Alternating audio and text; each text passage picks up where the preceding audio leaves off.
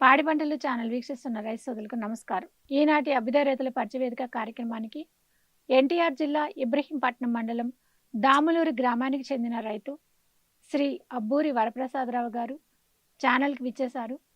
ప్రసాద్ గారు నమస్తే అండి. నమస్తే అండి. వీరు తమకున్న విస్తీర్ణంలో మొక్కజొన్న సాగు చేస్తున్నారు. మొక్కజొన్నలో వీరు ఆచరించే మేలైన యాజమాన్య పద్ధతుల గురించి ఛానల్ ద్వారా రైతు సోదరులకు వివరించవలసిందిగా కోరుచున్నాను. నేను గత 10 సంవత్సరాలుగా మొక్కజొన్నల సాగు ఏటా కూడా నేను 30 నుంచి 40 ఎకరాల వరకు సాగు చేస్తున్నానండి. 2-3 ఏళ్ల నుంచి తొలకరలో కూడా దగ్గర దగ్గర ఒక 20-30 ఎకరాలు వేయటం జరుగుతుంది.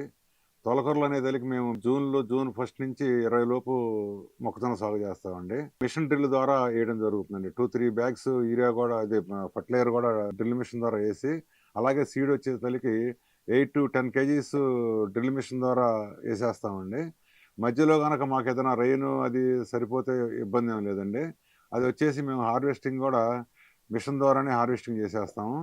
అలాగే రబీ వచ్చేదలకి అక్కడ ఖరీఫ్ అయిపోతుందండి. రబీ వచ్చేదలకి సిస్టమ్ ఏంటంటే ట్రాక్టర్ నాగల ద్వారా బోదెలు తోలి ఆ బోదెల్లో మనుషుల ద్వారా కానివ్వండి, లేదంటే కొత్తగా డ్రిల్లింగ్ మిషన్స్ వచ్చినాయి వాటి ద్వారా కానివ్వండి వేయడం జరుగుతున్నదండి. వాటి ద్వారా వేయటం వల్ల ఏంటంటే మాకు రెండోసారి బోర్ల నుంచి వాటర్ ఉన్న ప్రదేశాల్లో అలాగే నాగళ్ళ మధ్యలో ఇత్తులేసేసి మనుషుల ద్వారా వేయించి దాని తర్వాత మేము వాటర్ ఇచ్చేసి తడపడం జరుగుతుంది.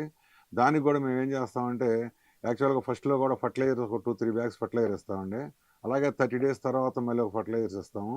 వాటర్ కూడా మాకు బోర్ల ద్వారా ఒక 5-6 టైమ్స్ వాటికి ఇవ్వడం జరుగుతుంది. అలాగే మనుషుల ద్వారా ఫస్ట్లో వచ్చేసరికి మాకు కత్తిరిపురికి 2-3 టైమ్స్ పెస్టిసైడ్స్ బ్యాటరీ పంపుల ద్వారా వాడతామండి. అవి ఏంటంటే ఆ మొయ్యిలో పడటానికి ఏంటంటే బ్యాటరీ పంపులు అయితే ఏమవుతుందంటే ఆ కొట్టేటప్పుడు మొయ్యిలో పడి ఆ కత్తిరి పురుగు బాగా పనిచేస్తుంది.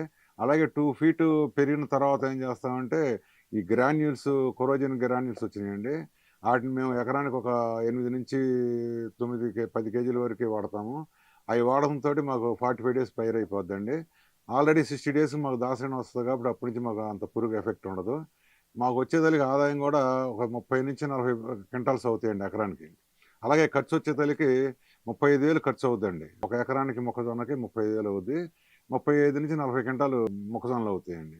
దాన్ని మేము యాక్చువల్గా ఏంటంటే గత 10 ఏళ్ళ నుంచి కూడా ఎక్కువగా గవర్నమెంట్కి యార్డులకు అమ్మింది 2-3 ఇయర్స్ అమ్మాం కానీ ఎక్కువగా ప్రైవేట్ మార్కెటింగ్ ఎక్కువ చేయగలిగాము. ప్రస్తుత పరిస్థితుల్లో కూడా ఆ మొక్కజొన్న పంటకే కొంచెం రైతులు మొగ్గు చూపుతున్నారండి. రబీలో కూడా ఎక్కువ మొక్కజొన్న వేశారు. ఆ విధంగా మేము మొక్కజొన్న మీద కొంచెం ఆసక్తికరంగా వ్యవసాయం చేస్తున్నాం. అలాగేనండి మొక్కజొన్న వచ్చేదలికండి మాకు హార్వెస్టర్ మిషన్స్ ఉన్నాయండి. ఆ మిషన్స్ ద్వారా కటింగ్ చేసేసి 1 or 2 డేస్ ఆరబెట్టేస్తాము. దాని ద్వారా ఏంటంటే మాకు మాన్యువల్ తగ్గిపోతుంది. ఇప్పుడు ఆల్రెడీ కొంచెం మాన్యువల్ కూడా ప్రాబ్లంగా ఉండటం వలన మిషనరీ ఎక్కువ అయిపోయింది.